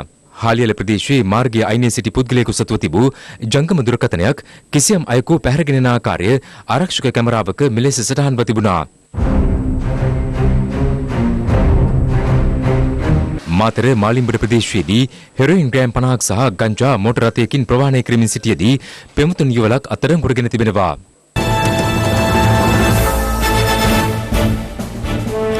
දැන් ලොව වටා හිරු. ලොව වටා හිරු. COVID-19 ශීඝ්‍ර ව්‍යාප්තිය පාලනයට ඉන්දියාවට දැඩි සංචරණ සීමා පැනවීමත් සමග එරට බිහාර්හි දුම්රිය ස්ථානයක කුසකින්නේ මියගිය ශ්‍රමික කාන්තාවක් අවදි කිරීමට වයස අවුරුදු 2ක ඇගේ කුඩා දරුවා උත්සාහ දරන අයුරු දැක්වෙන සංවේදී දර්ශන පෙළක් ඉන්දියා මාධ්‍ය මෙලෙස වාර්තා කර තිබුණා. ලොව වටා හිරු.